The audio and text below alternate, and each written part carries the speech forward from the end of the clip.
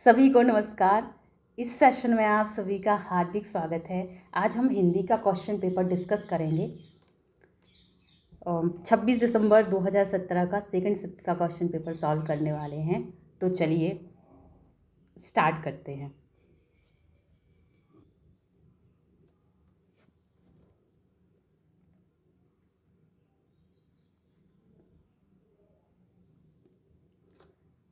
First question, रचना के आधार पर शब्दों के भेद हैं।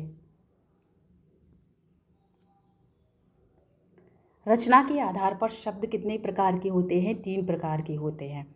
पहला है रूढ़ शब्द, दूसरा है यौगिक शब्द और तीसरा है योग रूढ़ शब्द। रूढ़ शब्द क्या कहलाते हैं? ये ऐसे शब्द होते हैं जिनको तोड़ नहीं सकते, ठीक है, मतलब जिनका विभाजन नहीं हो सकता, वे रूढ़ शब्द कहलाते हैं। दूसरे शब्दों में यदि हम बोलें कि ऐसे शब्द जिनका संधि विच्छेद नहीं हो सकता और जिनमें उपसर्गों का प्रयोग नहीं होता, उसे क्या बोलते हैं? रूढ़ शब्द बोलते हैं। जैसे इसके एग्जाम्पल देखें तो क्या, जैसे पुस्तक, ठीक है, घर, पानी, इनको हम तोड़ नहीं सकते, ठीक है, आदि, ठीक है, ये सभी क्या हैं? रूढ़ शब्द कहलाते हैं। अब यौगिक शब्द क्या कहलाते हैं? ये ऐसे शब्द होते हैं जो तोड़े जा सकते हैं, मतलब जिनका विभाजन हो सकता है, वे क्या कहलाते हैं? यौगिक शब्द कहलाते हैं। दूसरे शब्दों में हम यह भी कह सकते हैं कि ये ऐसे शब्द होते हैं जिनका संधि विच्छेद हो सकता है और यह समास, उपसर्ग और प्रत्यय के बने होते हैं, ठीक है। मतलब सीधी सादी बात ये है कि जो यौगिक शब्द होते हैं ना, वो क्या होते हैं? रूढ़ शब्द के बिल्कुल उल्टे होते हैं, ठीक है। जैसे हम एग्जाम्पल देखें, महात्मा, ठीक है, महात्मा, तो महात्मा क्या है? इसको हम तोड़ सकते हैं ना? बिल्कुल तोड़ सकते हैं। कैसे? महा धन आत्मा, ठीक है।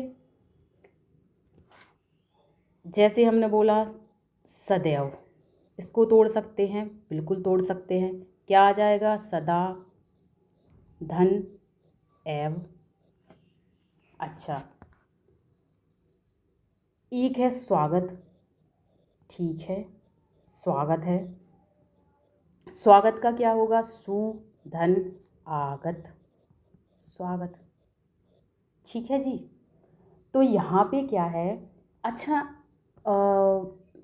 ये हमने, अच्छा ये क्या है? महाधन आत्मा, इसमें कौन सी संधि है? ये तो दिख ही रहा है कि यहाँ क्या है? स्वर संधि है, लेकिन स्वर संधि का में कौन सी संधि है? ये हम पिछली क्लास में हिंदी का फर्स्ट शिफ्ट का क्वेश्चन पेपर सॉल्व किया था जब 26 दिसंबर का, तो उसमें ये हमने पढ़ा था, ठीक है। क्या होता है? महाधन आत्मा, इसमें क्या हुआ है? आ और आ, ठीक है, ये दोनों मिलकर के क्या बनाते हैं? जब समान स्वर एक साथ मिलते हैं तो वहाँ क्या होता है? दीर्घ स्वर संधि होता है, दीर्घ स्वर संधि, ठीक है। तो यहाँ क्या है? दीर्घ स्वर संधि है। अच्छा, तो ये क्या हो गया? यौगिक शब्द होते हैं, ठीक है, जिनको क्या कर सकते हैं? जिनकी संधि विच्छेद हो सकती है, ठीक है, जिनको हम क्या कर सकते हैं? जिनको हम तोड़ सकते हैं, वो सभी क्या कहलाते हैं? यौगिक शब्द कहलाते हैं। यौगिक शब्द जो होते हैं वो क्या होते हैं? रूढ़ शब्द के उल्टे होते हैं, ठीक है। अब अगला जो होता है वो क्या होता है? योग रूढ़। योग रूढ़ शब्द ऐसे शब्द होते हैं, ठीक है, हम ये कह सकते हैं कि जब दो रूढ़ शब्द मिलकर कोई तीसरा अर्थ देते हैं, ठीक है, जब दो रूढ़ शब्द मिलकर कोई तीसरा अर्थ देते हैं तो उसे हम क्या बोलते हैं? योग रूढ़ बोलते हैं, ठीक है। और इसका सबसे अच्छा एग्जाम्पल है कि यदि हम देखें कि जो बहुव्रीहि समास होता है ना, उसके सारे के सारे उदाहरण योग रूढ़ कहलाते हैं। ठीक है, जैसे जैसे देखें कि गिरिधर, ठीक, गिरी को धारण करने वाला, जो गिरी को धारण करने वाला है जो, वो कौन है? कृष्ण। ठीक है, तो इसका अच्छा उदाहरण क्या है कि बहुव्रीहि समास के सारे उदाहरण जो हैं वो क्या कहलाते हैं? योग रूढ़ शब्द कहलाते हैं। तो जैसे गिरिधर, ठीक है, गिरिधर,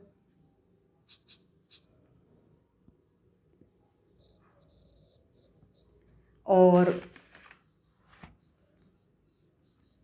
जैसे पंकज, पंकज, इसका जब समास विग्रह करेंगे, इसको तोड़ेंगे तो क्या होगा? पंख में पैदा हो जो, पंख में पैदा हो जो, ठीक है, वो क्या है? पंकज, मतलब कमल। ठीक है, और जो ये कमल है ना, ये क्या है? ये रूढ़ शब्द है, रूढ़ शब्द है। ठीक है, अब जैसे हम देखें एक और एग्जाम्पल, महावीर। ठीक है, महान वीर हैं जो, वो कौन है? हनुमान। ठीक है, तो ये सभी क्या कहलाते हैं? योग रूढ़ शब्द कहलाते हैं। आगे सवाल देखें हम, अगला क्वेश्चन देखें क्या है। तत्सम शब्द हैं, इनमें हमें बताना है कि इसमें से तत्सम शब्द कौन सा है। तत्सम शब्द क्या होते हैं? तत्सम शब्द होते क्या है?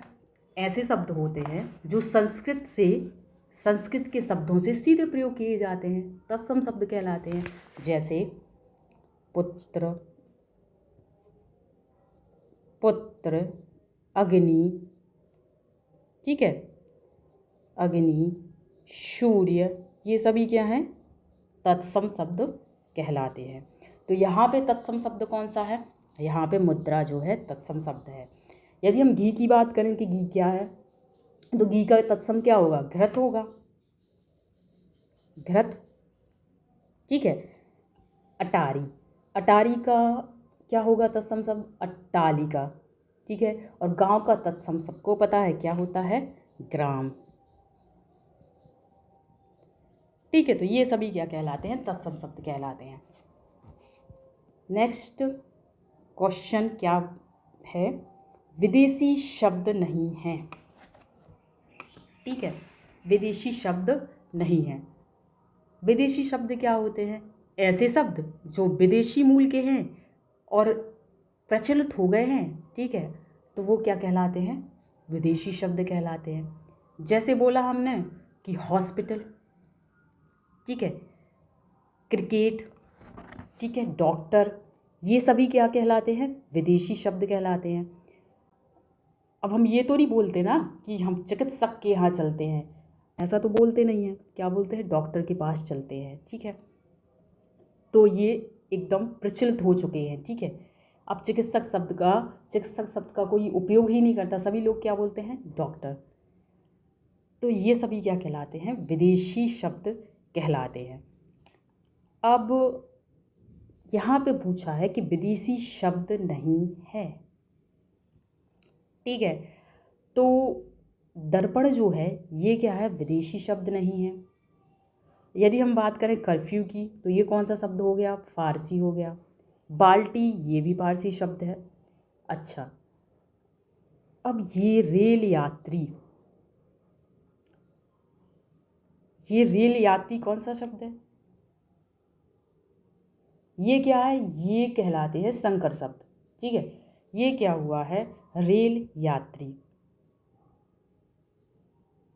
ये दो शब्दों से मिलकर के बना है। ठीक है, तो ये क्या हो गया? संकर शब्द हो गया।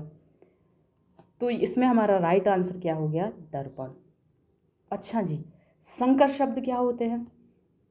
हमने बोला कि संकर शब्द है, तो संकर शब्द क्या होते हैं?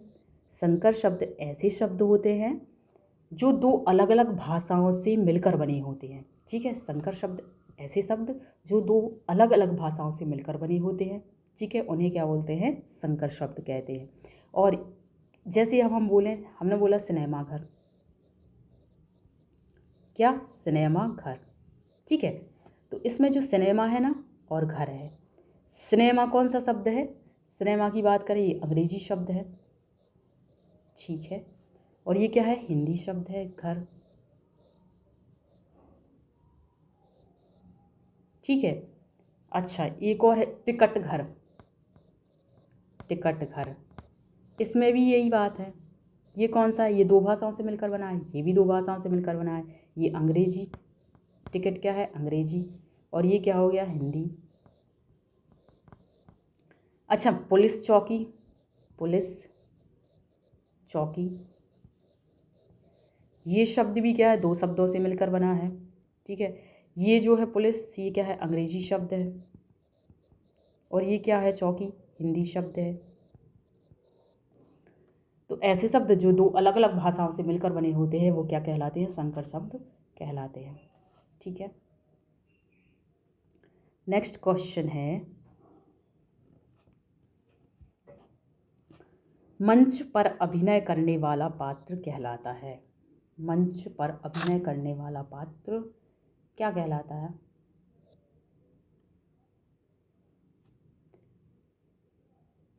मंच पर अभिनय करने वाले पात्र को क्या बोलते हैं?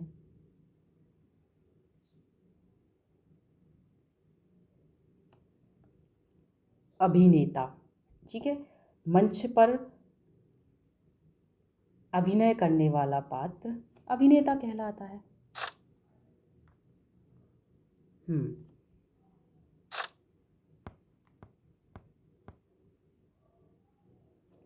नेक्स्ट क्वेश्चन है कि निम्नलिखित शब्दों में से पर्याय युग्म है। ठीक है,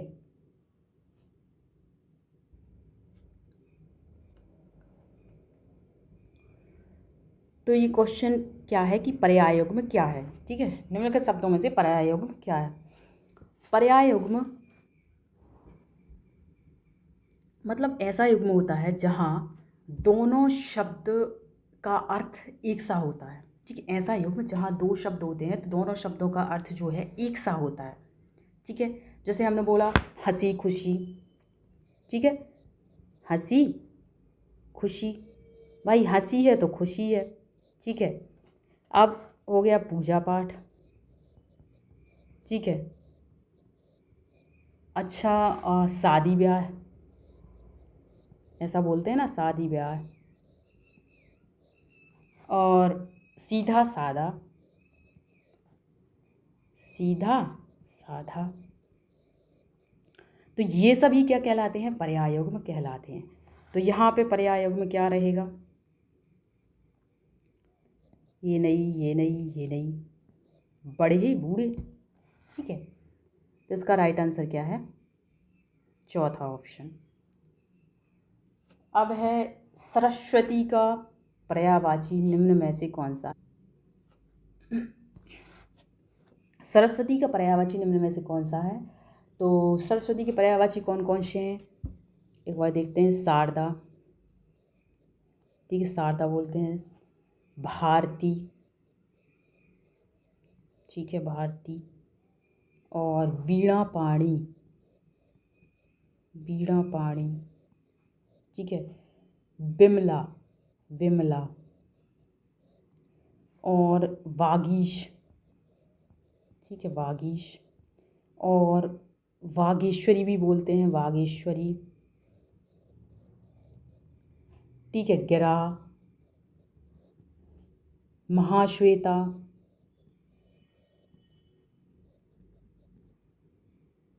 अच्छा, और ज्ञान की देवी, विधात्री। ठीक है, और श्री भी बोलते हैं, श्री। ठीक है, और क्या बोलते हैं? और भाषा, भाषा भी बोलते हैं, भाषा। ये सभी क्या हैं, सरस्वती के पर्यायवाची शब्द हैं। तो यहाँ क्या है, इसका राइट आंसर क्या आ जाएगा, भारती। ठीक है, अगला है शिव का उपासक के लिए एक शब्द निम्न में से कौन सा है। जैसे विष्णु के उपासकों को क्या बोला जाता है, वैष्णव कहा जाता है। उसी प्रकार भगवान शिव के उपासक क्या कहलाते हैं, शैव कहलाते हैं। ठीक है, और शिव के पर्यायवाची कौन कौन से हैं, यदि हम देखें शिव के पर्यायवाची, ठीक है, राइट आंसर क्या है, शैव। तो शिव के पर्यायवाची कौन कौन से हैं, शंकर,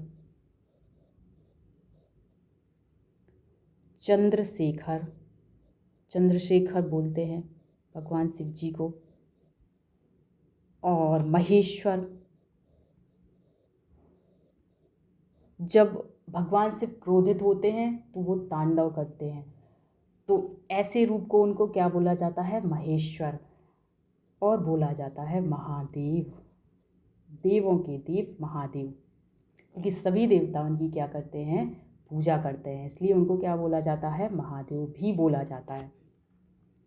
अगला नेक्स्ट क्वेश्चन है, महोत्सव का संधि विच्छेद क्या होगा। महोत्सव, महोत्सव का संधि विच्छेद क्या होगा, महाधन उत्सव, महाधन उत्सव। इसमें क्या हुआ है, आ और उ ये मिले हैं। ठीक है, क्या मिले हैं, आ और उ मिलकर के क्या बना दिया इन्होंने, ओ, तो क्या होगा, महोत्सव। यहाँ क्या है, गुण संधि है। कौन सी संधि है, गुण संधि है। ठीक है, यदि आ और आ के बाद, यदि आ और आ के बाद क्या आ जाए, ई या ई, ऊ या ऊ, या फिर क्या हो जाए, री आ जाए। ठीक है, तो क्या हो जाता है, ये क्रमशः क्या बन जाते हैं, ए, ओ और अर बन जाते हैं। ठीक है, तो यहाँ पे क्या हो गया, ओ हो गया। ठीक है, तो यहाँ क्या है, गुण स्वर संधि है, तो इसका राइट आंसर क्या होगा, महाधन उत्सव। नेक्स्ट, सन्मुख का विलोम शब्द निम्न में से कौन सा है, सन्मुख। अच्छा, सन्मुख का मतलब क्या होता है, सन्मुख का मतलब होता है सम्मुख। ठीक है, सम्मुख, सामने। ठीक है, तो इसका विलोम क्या होगा, विपरीत,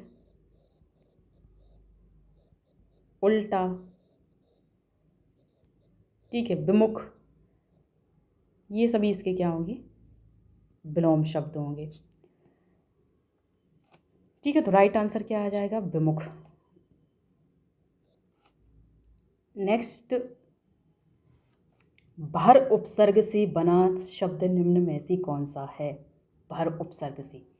भर का अर्थ क्या होता है, भर मतलब क्या होता है, भर का मतलब होता है पूरा। ठीक है, भर मतलब क्या हो गया, पूरा। तो क्या भर उपसर्ग से बने शब्द कौन कौन सी, भरपाई। ठीक है, भरपाई का मतलब होता है क्या, चुकता करना। एक हो गया क्या, भरपेट। ठीक है, भरपेट हो गया। एक हो गया भरकम, एक हो गया क्या, भरकम।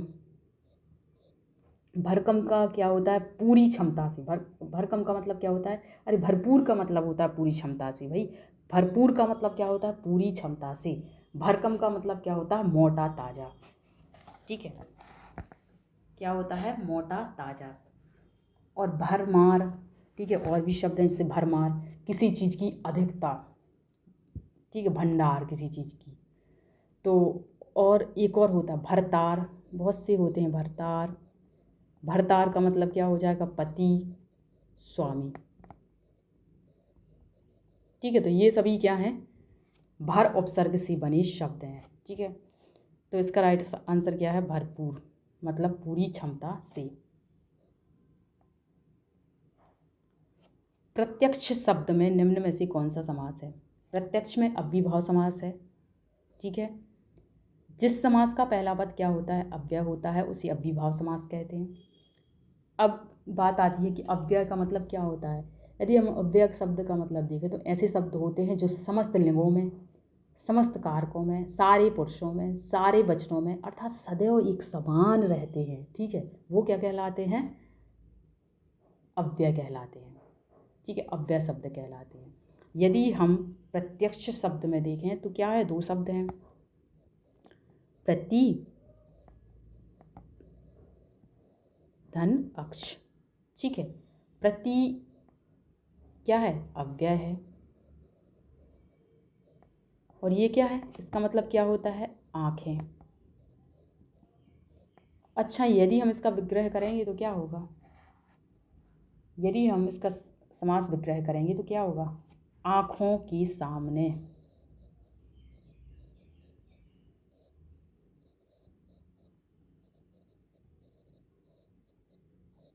ठीक है,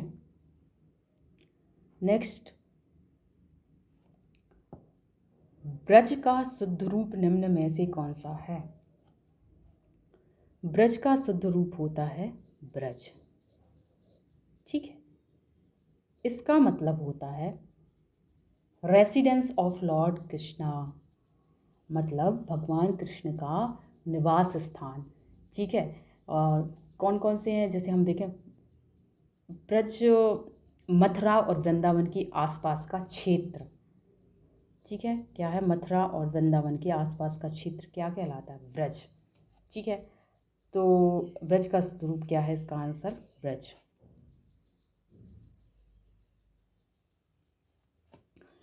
अब है परलौकिक शब्द का शुद्ध रूप निम्न में से कौन सा होगा। इसका शुद्ध रूप क्या है, पारलौकिक।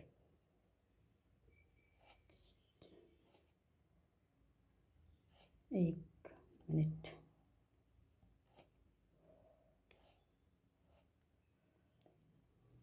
ये चल क्यों नहीं रहा।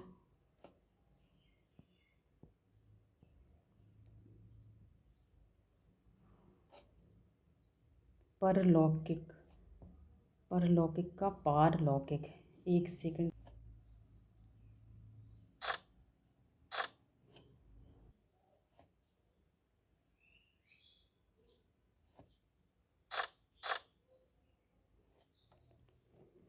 परलौकिक का शुद्ध रूप निम्न में से कौन सा है। परलौकिक का शुद्ध रूप क्या है, पारलौकिक।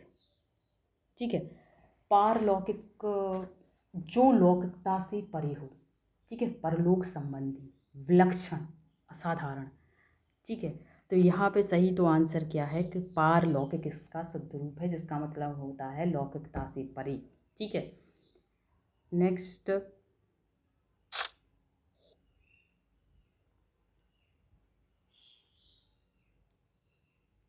तो यहाँ, अच्छा, इस सवाल में ये है। ठीक है, रस बताना है। ठीक है, यहाँ पे है, क्वेश्चन है, एक और अजगरही लखी, एक ओग, एक और मकराए। ठीक है, एक मिनट, एक और अजगरही लखी, एक और मृगराय। ठीक है, विकल बटोही बीच ही परियो मूर्छा खाए। ठीक है, परियो मूर्छा खाए। तो यहाँ अजगरही, इसका मतलब क्या होता है, अजगर। ठीक है, और मृगराय का मतलब क्या होता है, शेर। ठीक है, तो यहाँ क्या है कि एक रास्ता है। ठीक है, एक रास्ता है जिसकी एक तरफ क्या है, अजगर है। ठीक है, और दूसरी तरफ क्या है, एक और मृगराय, और दूसरी तरफ क्या है, शेर है। ठीक है, एक और अजगर है और एक और क्या है, शेर है। और लखी, लखी का मतलब है देखना। ठीक है, देख रहा है। तो एक और अजगर है और वह देख रहा है, और एक तरफ क्या है, शेर है। ठीक है, एक रास्ता है, उसमें एक तरफ अजगर है जो कि देख रहा है, और दूसरी तरफ क्या है, शेर है, शेर बैठा हुआ है। ठीक है, और बटोही का मतलब क्या होता है, रास्ता। ठीक है, तो एक रास्ते में क्या हुआ है कि एक रास्ते में बीच में एक व्यक्ति, कोई भी, ठीक है, व्यक्ति जो है फंसा हुआ है, जिसकी एक तरफ क्या है, अजगर है और वह क्या है, बड़े अच्छे से देख रहा है, ठीक है, और दूसरे तरफ क्या है, शेर है, जो कि क्या है, बैठा हुआ है। अब उस व्यक्ति की स्थिति क्या होगी ये तो भगवान ही जानते हैं, ठीक है। तो क्या होगा कि कोई व्यक्ति है और अजगर और शेर को देखकर अब क्या होगा, वह डर जाता है, और डर के कारण क्या होता है, मूर्छा मूर्छा होकर के क्या होता है, गिर जाता है, ठीक है। मतलब यहाँ पर क्या है, कौन सा रस है, क्या हो रहा है, जब किसी व्यक्ति या वस्तु इत्यादि को देखकर या किसी घटना का वर्णन करते समय मन में भय अर्थात डर का भाव उत्पन्न हो जाता है, और जब यह रस की अवस्था तक पहुंच जाता है तो वहाँ क्या होता है, वहाँ भयानक रस होता है, ठीक है। और भयानक रस का स्थायी भाव क्या होता है, भय होता है, ठीक है। तो यहाँ कौन सा रस है, भयानक रस है, ठीक है।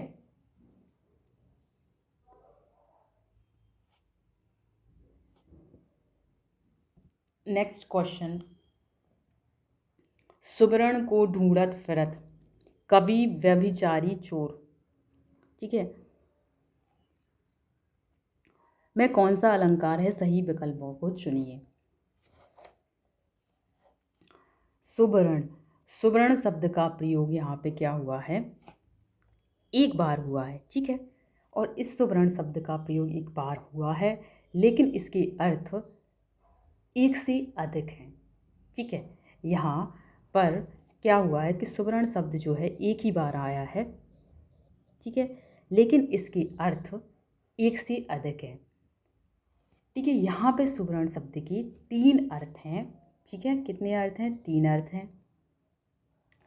कवि लिखा है, कवि के लिए क्या है सुबरण का अर्थ, कवि के लिए सुबरण का अर्थ क्या हो गया, सुंदर अक्षर, ठीक है। और व्यभिचारी के लिए क्या हो गया,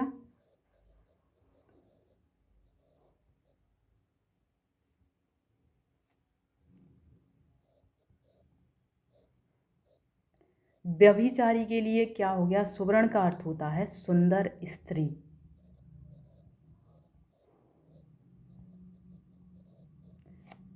और चोर के लिए सुवर्ण का अर्थ होता है सोना, ठीक है। तो कहने का मतलब है कि सुवर्ण शब्द सिर्फ एक बार आया है, लेकिन उसके अर्थ अलग अलग हैं, ठीक है। तो जहाँ पर कोई शब्द एक ही बार प्रयोग हो लेकिन उसके अर्थ एक से ज़्यादा हों तो वहाँ क्या होता है, श्लेष अलंकार होता है। इसलिए यहाँ पे क्या है, श्लेष अलंकार है। श्लेष का मतलब होता है चिपके होना, और यहाँ पे एक ही शब्द में तीन अलग अलग अर्थ चिपके हुए हैं, इसलिए यहाँ पे क्या है, श्लेष अलंकार है, ठीक है। अगला सवाल, अगला क्वेश्चन है कि नीचे दिए गए शब्दों की क्रमशः सही उत्तर वाली पंक्ति को चुनना है। बिजली है, बुद्धि है, किरण है, कामदेव है। मतलब इनमें सभी की पर्यायवाची शब्द देखना है। तो बिजली का मतलब क्या होता है, बिजली का मतलब होता है लाइटनिंग, मतलब इसके मतलब होते हैं, क्या क्या बोलते हैं बिजली को, हम क्या क्या बोल सकते हैं, दामिनी, ठीक है, दामिनी, और क्या, और इसको बोलते हैं क्या, चंचला भी बोलते हैं बिजली को, चंचला, ठीक है। ऐरावती, ऐरावती बोलते हैं, और घनप्रिया भी बोलते हैं। तो यहाँ से क्या आ जाएगा,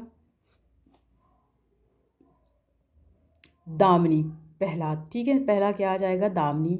इसके बाद आता है बुद्धि, बुद्धि को क्या क्या बोलते हैं, मेधा, अक्ल, ठीक है, मति, मति बोलते हैं। प्रज्ञा, ठीक है, विवेक, मेधा। तो यहाँ से ये दूसरा भी सही है, ठीक है। अब आता है तीसरा किरण। किरण को क्या क्या बोलते हैं? किरण को अंशु, रश्मि भी बोलते हैं, रश्मि, और प्रभा, किरण प्रभा, ठीक है। और क्या बोलते हैं? मयूख, ठीक है। तो यहाँ रश्मि है तो ये भी सही है। अच्छा, फिर आता है कामदेव। कामदेव को क्या क्या बोलते हैं? काम, ठीक है, रतिनाथ, और क्या बोलते हैं? मनोज भी बोलते हैं, तो यहाँ मनोज है, ठीक है। और क्या बोलते हैं? मनसिज, मनसिज भी बोलते हैं, मनसिज। तो ये सभी क्या हैं? कामदेव के पर्यायवाची शब्द हैं। तो फर्स्ट ऑप्शन जो है इसका राइट ऑप्शन है, ठीक है। सही आंसर क्या है? First option. इसके बाद है निम्न में से शुद्ध वाक्य को चुनिए। शुद्ध वाक्य बताना है कौन सा है। अनेक लोगों ने द्वार पर धावा बोला, ये बिल्कुल शुद्ध वाक्य है, ठीक है। अनेकों लोगों, ये गलत है, ये सभी। इसका राइट आंसर क्या है? First option. अब है अगला क्वेश्चन। अगला क्वेश्चन क्या है? अगला क्वेश्चन है, इसमें भी रस बताना है, ठीक है। ये भी क्वेश्चन कैसा है? रस वाला है। इसमें बताना है कि इसमें कौन सा रस है, ठीक है। यहाँ लिखा है विनय न मानत जलधि जड़, टिक गए 3 दिन बीती, बोले राम सकोप तब, भय बिन होए न प्रीति। लक्ष्मण बाण सरासन आनु, सोख्यूं वारिधि विसिख कृशानु। में कौन सा रस है? जब क्या होता है कि भगवान राम जो हैं, जब उनको समुद्र पार करना होता है, उनको और उनकी सेना को, तो चूंकि भगवान राम तो कैसे हैं?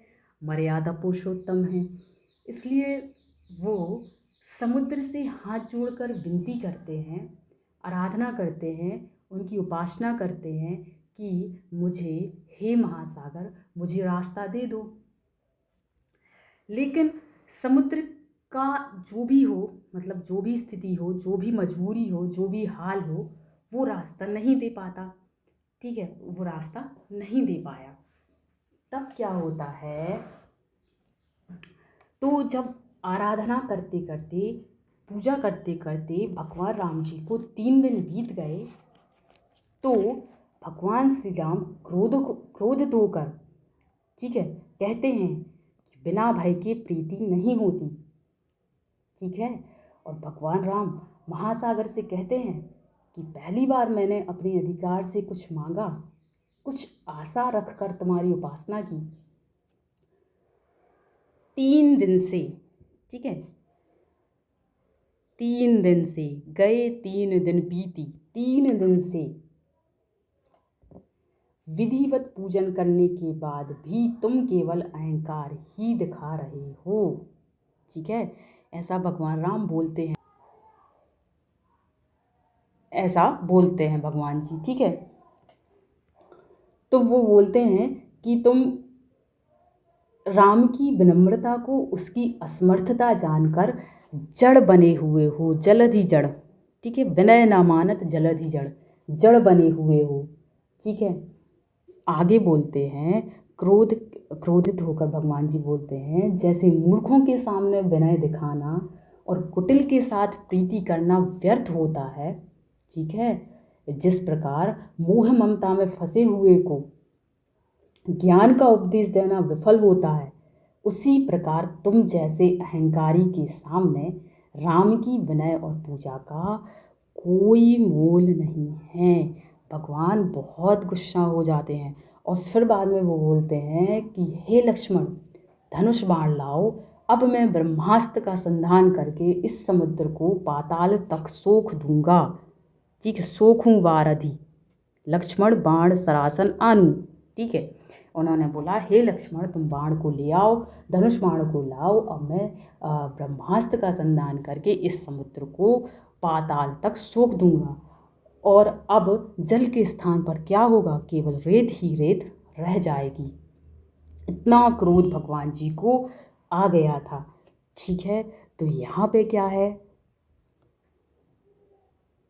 यहाँ पे क्या हो रहा है कि जब किसी व्यक्ति द्वारा स्वयं के अपमान की बात सुनकर मन में जो क्रोध अर्थात गुस्सा का भाव उत्पन्न होता है तथा जब यह रस की अवस्था तक पहुंच जाता है तो ये क्या कहलाता है, रौद्र रस कहलाता है। ठीक है, और रौद्र रस का स्थायी भाव क्या होता है, क्रोध होता है। ठीक है, तो यहाँ पे क्या है, रौद्र रस है। ठीक है, ठीक है।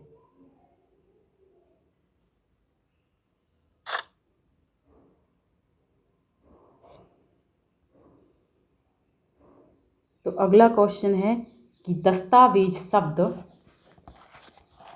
निम्नलिखित में से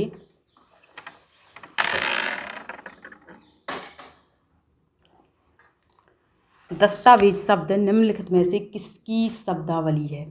ठीक है, तो दस्तावेज जो शब्द है ना वो क्या है, वो मतलब जैसे कोई पत्र, कोई आधिकारिक पत्र हुआ या अभिलेख हुआ, तो ये किसका है, ये प्रशासन की शब्दावली। ये शब्द जो है क्या है, प्रशासन की शब्दावली है। तो यहाँ पे क्या आ जाएगा इसका उत्तर, प्रशासन। ठीक है, नील कमल निम्न में से किस समास का उदाहरण है। ठीक है, तो जब इसका समास विग्रह करेंगे तो क्या आ जाएगा, नीला है जो कमल,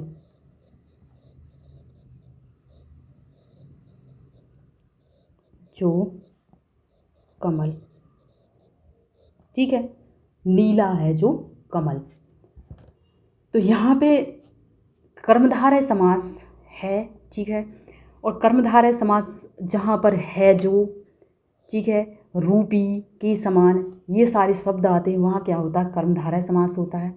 कर्मधारय समास की एक विशेषता होती है कि इसका जो पहला शब्द होता है वो क्या होता है,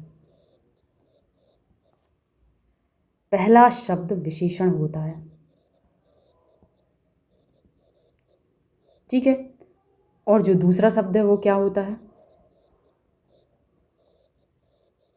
दूसरा शब्द मुख्य शब्द होता है।